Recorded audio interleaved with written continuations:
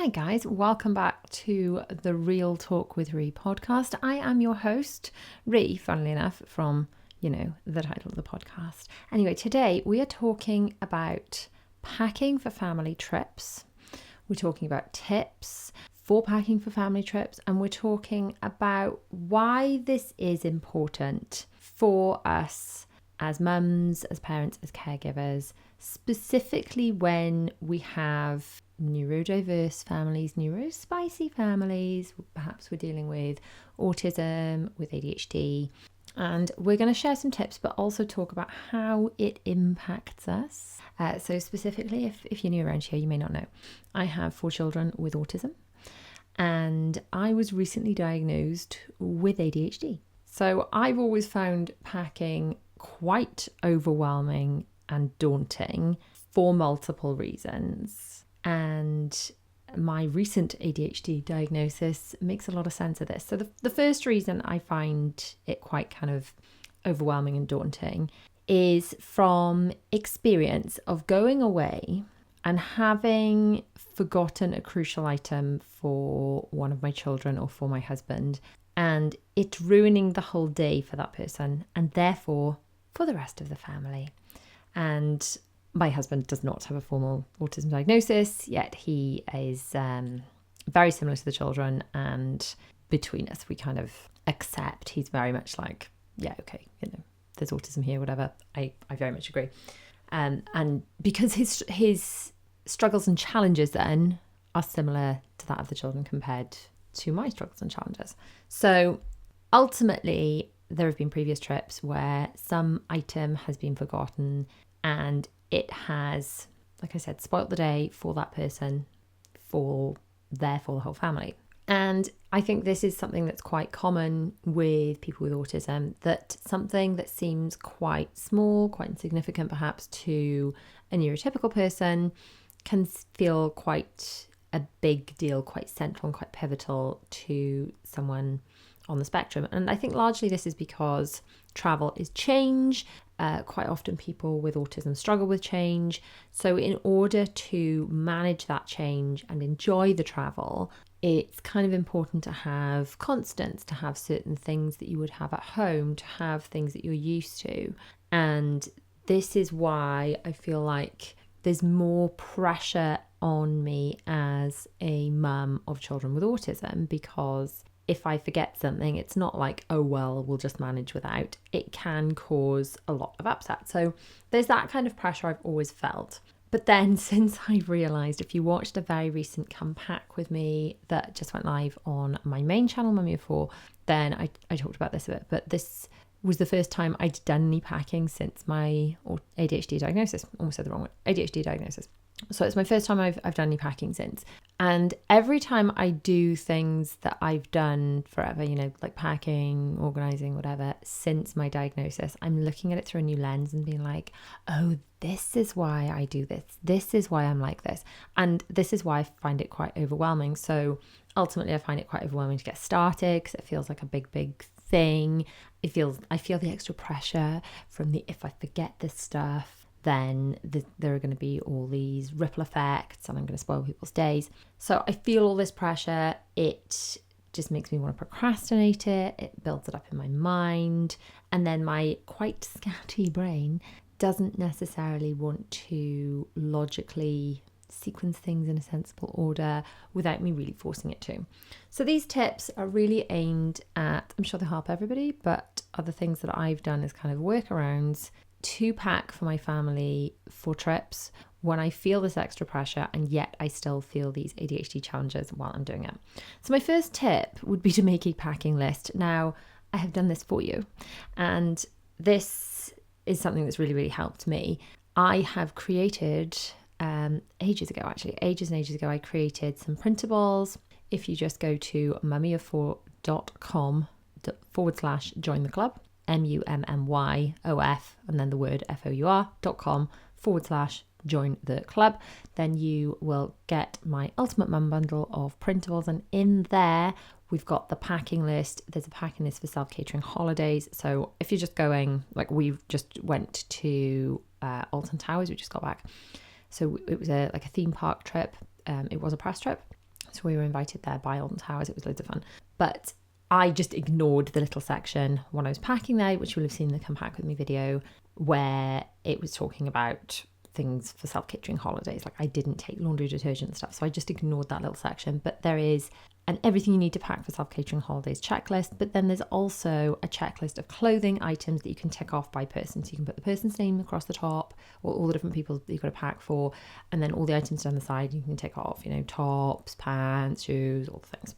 And by doing this once and then just printing it off and going back to it, or by just printing off the ones that I've done for you, then it takes some of the pressure off my already overstretched brain, because I keep thinking, what have I forgotten? What have I forgotten? Well, everything's there. So if I just go through the list, my brain may find it hard to sequence things and be methodical, but the list is there. I can just go through that. And once I've ticked it all off, I can see it's done and I can relax, because I always kind of feel like I've forgotten stuff. But making lists, or just using done for you lists, you either download mine, so that's mummyof4.com/join the club, grab that printable along with loads of other organisation printables on there, or make your own list in notes or whatever. And just generally, the stuff you're going to have to pack is very similar regardless of where you're going.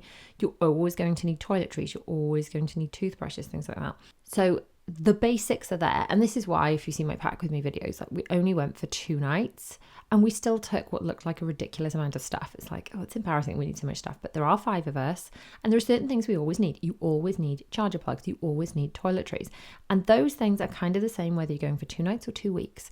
So there's like a baseline of everything you have to take for a family regardless. But anyway, get that on your packing list. My next tip is to pack early to allow for thinking. So the reason I pack early, one of the reasons I pack early is because I film Pack With Me. Okay, so I'm going to be honest, that's one of the reasons I do it. But the reasons I would do it regardless of whether I had a YouTube channel, I was going to share all this with you guys. I love packing early because it gives me breathing space. So I pack everything, I tick off my lists, and then over the coming hours and days, I'm like, oh yeah, I thought of this thing that will really help this. And I've got time to add it in. The children are like, oh yeah, I've thought of this thing. But also when you're packing, if you're like, oh no, actually I don't have da da da da da, or actually the children have grown out of X, Y, Z, you've got time to order the thing, to find the thing, to go up the attic and look for the thing. Packing early is an absolute game changer. And the idea now for me of packing very last minute stresses me out a little bit, because I wouldn't have that time to find the things that I'd lost, to get the things I needed. So packing early really does give me that breathing space. And I've had people go, oh, how do you have time to pack so early? Packing is packing. Packing takes the same time whether you pack early or you pack last minute. It's just where you schedule it in your calendar. So the next tip I would say is to pack outfits by day rather than by person. And this obviously depends upon your family. But for me, the girls wear quite coordinated things. Often they, if you've seen my Disney, so I've got a Disney channel. If you don't know, Mummy of 4 Does Disney, just type in Mummy of 4 Does Disney on YouTube if you want to go and check it out. But the girls still love wearing lots of Disney bound outfits. We do matching coordinating things. We match the parks, whatever. So obviously those things are quite specifically, we're wearing this to this place and we're all wearing these things on certain days. So that makes sense to pack by day. But we just went to Alton Towers and the girls were going to be coordinating anyway. They had different coloured hoodies but matching t-shirts. And so I was like, Mummy, but you need to match us too. It's like, oh, I'm so glad that you still want me to do that. So I packed all the outfits, because we would be wearing very similar t-shirts on the same day, in one packing cube. And then it's just often so much easier to know you've got all the things if you're like, right, okay. And it's the same way I do the children's uniform, where they open up a packing cube and in there are the pants, the socks, the tops, the bottoms, whatever, everything they need for that day. And that way, if that you can pack the right underwear to go with the right leggings. If they've got light leggings, they're going to need light underwear, for example. And you can put those all in together. When you get there, you just open the thing, they put in everything on the packing cube and you're done. You're not like, where's my top? Where's my this? You've got the right amount of everything, and that really, really helps. So packing cubes for the win. In fact, the next tip I've got written down here is use packing cubes. Packing cubes are a game changer rather than just having everything shoved in one big case. And certainly if you're using multiple cases, you've got the option then to grab out packing cubes, move them around different cases. And when you get to where you're going, if you have drawers and things, then you can just take the packing cubes out and put them in the drawers and put the cases away. Next tip would be think about having a bit of a capsule wardrobe when it comes to bulkier items like shoes and coats. So for example, if you've got a pair of shoes that go with all the different outfits, then you just have to take one or maybe two pairs of shoes. That's going to be much better than having very specific shoes for every different outfit, because shoes are big and bulky in cases. So maybe pick a colour. Is everything going to go with black or everything going to go with navy? And then you have one jacket that goes over the top of all that, or one pair of shoes, or maybe just one pair of shoes, one pair of flip-flops. But really think about capsule wardrobe from the point of view of what will go with everything. I mean, if you're doing things like theme parks or Disney trips, whatever, like we do, then it's very much Skechers for the win. So you're thinking about comfort, and we like to have very, very comfy shoes when we're doing a lot of walking, and then maybe put in a pair of flip-flops. But then I try and think about which are quite like neutral flip-flops that would go with lots of different things, rather than having to pack a different colour pair for each day. My next tip would be to split your cases by day, sometimes by park if we've been going to Disney, by anything other than by person if you are flying. So if you are flying on an airplane and you are putting cases in the hold and one case goes missing, and all the mummy stuff's in one case and all the daddy stuff's in another case and all the baby number one stuff's in another case. If one person's case goes missing, that one person has nothing to wear, literally nothing. Everyone else has everything, one person has nothing. If you pack then instead another way by, okay, we're going to have everything for the first week in this case and everything for the second week in that case. If one case goes missing, you still got a week's worth of clothes. And this just makes so much sense when you think about it. It's like you can't unsee this one. But until you think about it, then perhaps that is how people are doing. Like, you pack your case, I'll pack my case, and like, good luck to us all. But it's not until you've had your case lost, which has happened to me previously, that you're really going to feel this one. Along the same lines, if you're flying, make sure you've got your essentials in carry-on in case your cases go missing. So you do not want your children's absolute essentials, they need them right now. Like, I would never put the girls' bunnies, like that they love that much, in the hold. I would always have those in carry-on, because if that case went missing, everything could be replaced, but not their bunnies, you know? Everything else, it's just stuff, it's just clothing. The bunnies are like members of the family, so they would have to go and carry on. You could pack, if you're going on long haul flights, think about other essentials like toiletries, things to refresh yourself on the plane, maybe a change of clothes while you are waiting for your cases, or layers. So you could just maybe, even if it's quite warm, have hoodies and things in hand luggage just while you're waiting for your cases. If the weather is a bit cooler, just what are the essentials you're going to be needing while traveling, and thinking about whether those are going in carry-on as opposed to your check-in luggage. And then kind of along the same line is thinking about packing mini toiletries specifically for going in hand luggage, because you need to make sure that, check with your airline, check with where you're flying from in the world, but generally liquids to go on the plane have to be under 100 millilitres and have to go in a clear bag and different containers and things. But make sure that those toiletries that you want to take with you, it's like a toothpaste, it's under 100 ml. If you want to take sanitizer, whatever else it might be, make sure those are the sizes that you're allowed to fly with. I always have a first aid kit with me of sorts. I tend to pack bottles, a bottle of Calpol, bottle of Neuro for the children, and a thermometer that just lives in the case. And my hope is that on no trip will we ever have to open those. But I kind of feel it's like insurance. Like, if we have it, hopefully we won't need it. And let's face it, when your children get ill, you need to tend to it straight away, don't you? I do have a basic first aid kit that I carry around with me in my handbag, and that would then travel with me in my hand, like carry-on luggage. So in there, I have paracetamol and Nurofen or ibuprofen. For adults, just in case of headaches and things. I have migraine tablets because I do suffer from migraines, and if I take those early enough, the migraine does not take hold and I can get back to feeling like me again. I have indigestion tablets in there, literally one or two of each of these. I have a nail file in there, some sanitizer, just some very basics. Oh, and plasters, blister plasters. That just lives in my handbag, so wherever I'm traveling, I'd always have that, but I'd highly recommend having something like that, especially if you're doing long days out. You need to think about your entertainment for the kiddos. So while you are traveling, Will you be in a car, a train, a plane?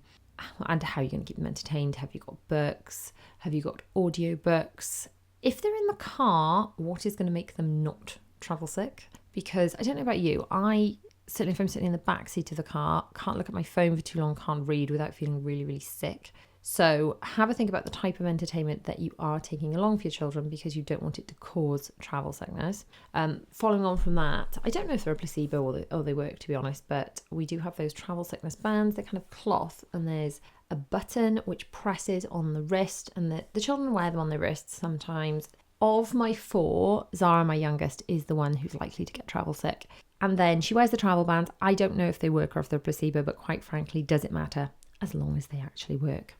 So think about the things you're going to take to entertain them, but also think about maybe an audiobook over something to watch if they're going to get travel sick, probably even over something to read. Snacks and water, people. Now, travel bottles, refillable bottles, absolute must whenever you're going anywhere. Most places will have free water refills. Obviously, if you're going through an airport, you're going to need to empty out your liquids and then fill them up airside.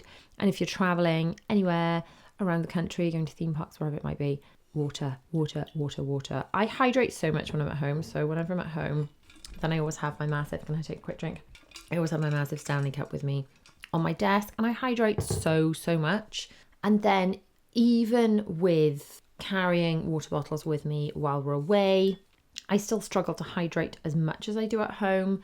So I can only imagine how gross I'd feel and how much of a headache I'd have if I didn't have those with me. So pack your water bottles. You're going to save so much money not having to buy bottled water, buying drinks wherever you go.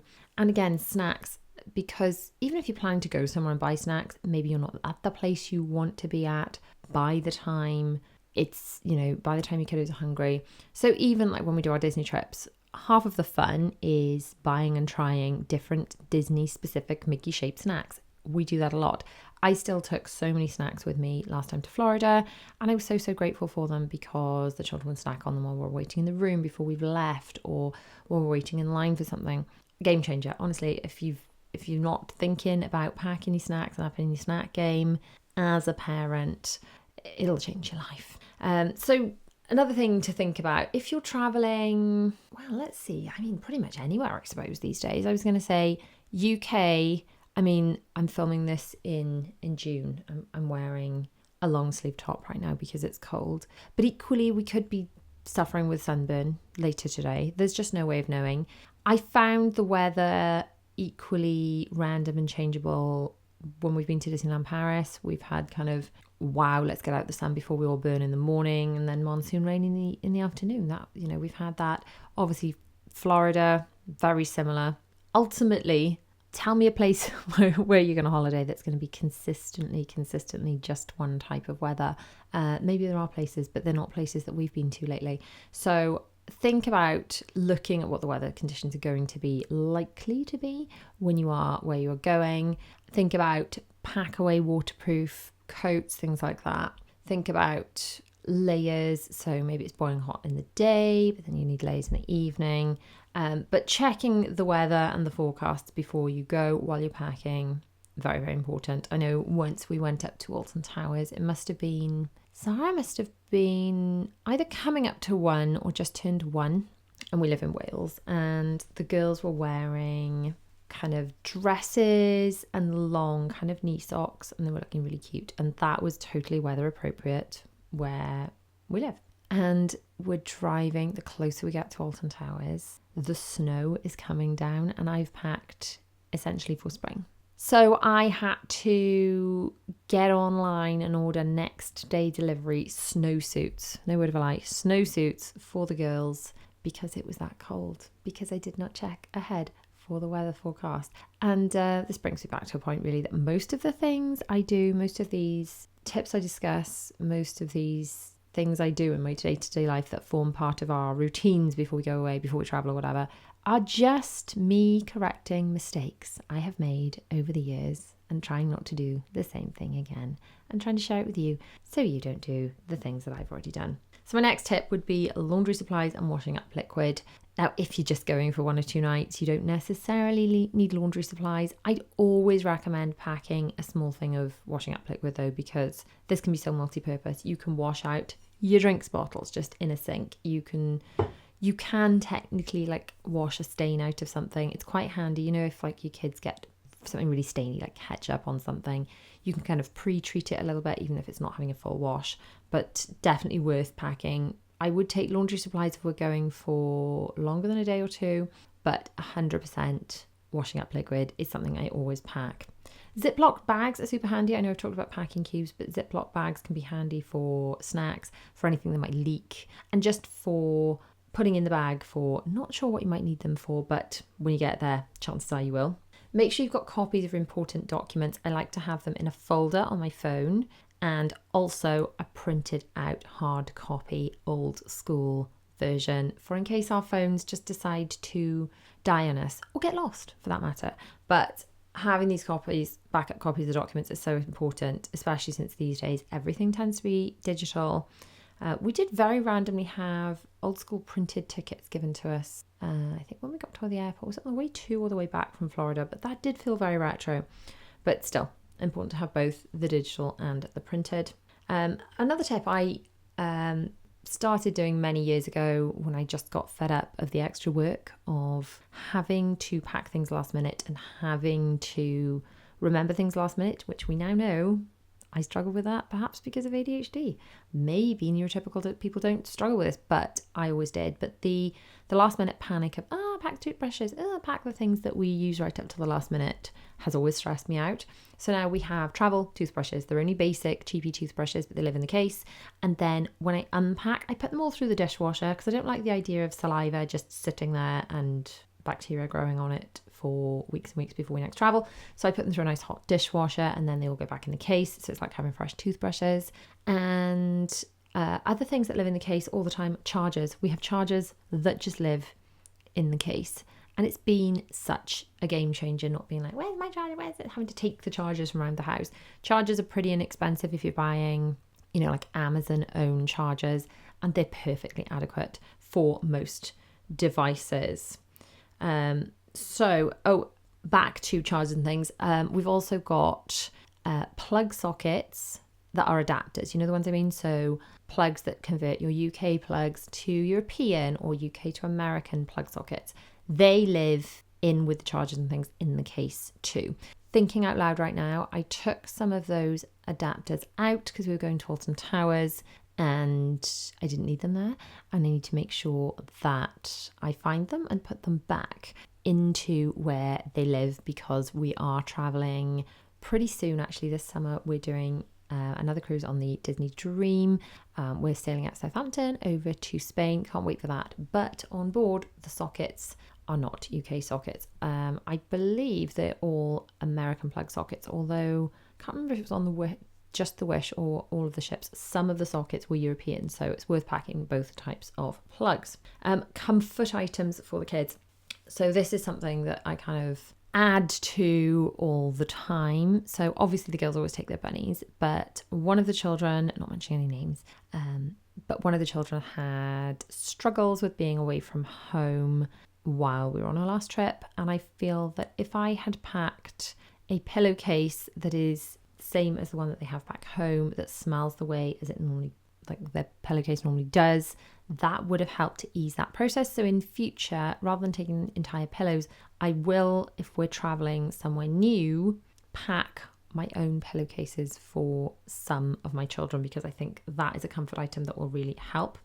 Think about how you're going to be working with strollers and car seats if your children are at that age. Now, we are way out of the pram and stroller age. I was in that for such a long time. So we had our eldest and then we're way out of the prams and car, and I think he still had a normal car seat but with just a belt when William was born. But then from when William was born in 2012, I had a pram up until after we moved here in 2020. Solidly, I pushed a pram every day. So that's quite a long time. And that was very much something, we had to factor in. So if you are traveling, think about, are you taking your normal pram? Are you taking a lightweight stroller? Contact your airline, ask them which provisions they can make for you. Are you allowed to take the car seat on the airline? Will car seats be the other end in hire cars? These are the questions you need to ask to think before you pack. Something else I really like to pack is pack away bags, the kind that zip all into a pouch and they squish up really small. These are really handy for when not everything fits beautifully back in the suitcase on the way home, and sometimes just for like popping dirty laundry into to section away from the otherwise clean stuff. Love to pack those. And another thing that I think is quite important to note when you're packing, probably more so if your children have autism or if you have any form of allergies in your family. So I would avoid trying brand new things for the first time on your trip. So do not pack anything you've never used before. So this would go for, if you go from like an allergy sensitivity point of view, don't go packing cosmetics, skincare products, shampoos, conditioners, things like that you've never used before, because you do not want an allergic reaction on your trip. That is not what you want in your life. So there is the temptation to buy these lovely new things, cosmetics and things, and think, I'll save them for holiday. But please try them out at home first. So if you're going to come out in a hot big old rash, you're going to do that at home in a controlled situation where you can go to a GP and get an antihistamine. Now, equally with children with autism, I would avoid it being the first time they ever try on or wear clothes on a trip, because if there is something that is scratchy or uncomfortable, you do not want that adding to the stress of already being in a different environment. Ideally, all clothes would have been worn and washed before, so they will be used to them and they will smell like home, because they will smell like your laundry detergent, and that will make your children much, much more comfortable. So these are just a few little tips that hopefully help you when you're next packing. If you are listening to this podcast, do a little screenshot for me and tag me in stories, Real Talk with Rhi podcast. Or if you're watching on YouTube, hey, you can just take a screenshot here and tag me in your stories. Tag me Real Talk with Rhi podcast, or tag me Mummy of 4 UK. And I'd love to hear where you're going, what you're packing, what are your top packing tips. Or you can, if you're watching on YouTube, you can leave a little comment down below. I will link a playlist of Come Pack With Me videos that hopefully will help if you're on a bit of a packing mission, and also another podcast episode you may enjoy. Check out my Patreon for some early release content, and I shall see you in the next episode of Real Talk with Rhi. Bye.